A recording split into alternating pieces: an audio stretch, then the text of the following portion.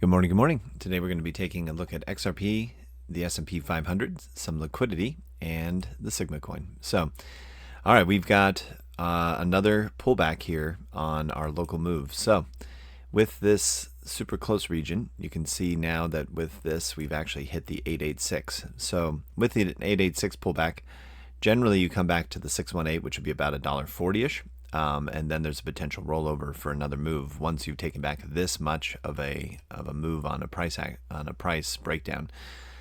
This guy right here, a little intriguing. We had our ABC, right? So we were all happy about that. This section here where this line crossed that line gave us that ABC feel to the whole thing. This was actually impulsive, and then we just lost the whole level completely with a 5-wave move to the downside. So if we're bullish, we can look at a larger ABC structure that is now played out with an 886 backtest, very close to the edge, potentially just a bottom kind of play here, and we're okay. And we make our way out of here.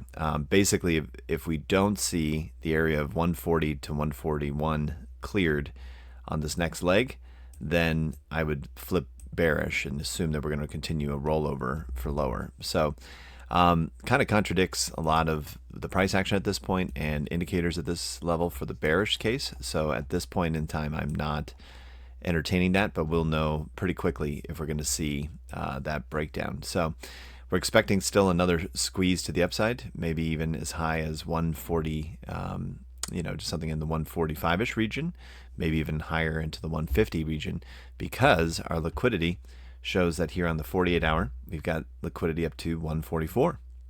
A nice big chunky side wall, like huge wall of it. So potential to come back all up this high and just kind of sweep that low, hold the level, and then clear the 145 region and continue onward.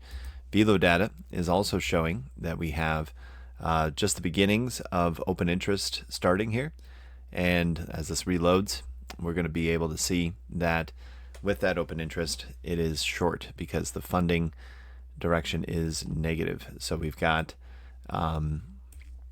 very little bit of aggregate spot volume buying happening. So there's limit buys stepping in.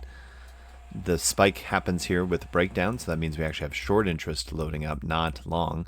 And our aggregate funding rate is negative. So this is actually potentially a really good setup for a short squeeze. So with that, we also have Sigma coming in here and back testing the wedge pattern that it's been in. So we had this idea of a triangle through this region, and now we have a back test happening right here, potentially playing out right now after we broke the wedge and are back testing, and then we'll potentially be set up for off.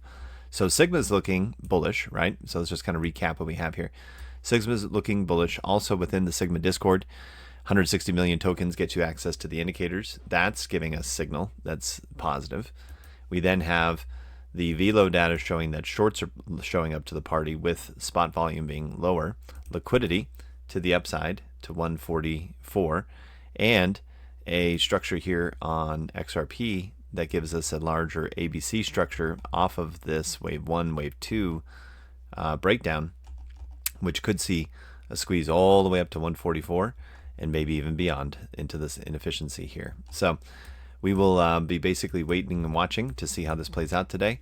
But at this point, pretty impressive of the breakdown that we've seen. So, but I'm still leaning bullish based off of our indicator that's been indicating. So if you want super snipe trades, we've got a whole bunch of great alpha in the Bunny Boy XRP indicator that's offered through the Ticker Tactics website.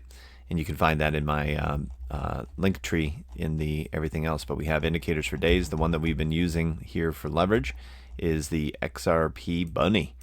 The XRP Bunny gives you the ability to do all of these things. So check it out. Let me know what your thoughts, and we will check in tomorrow. Thanks, guys.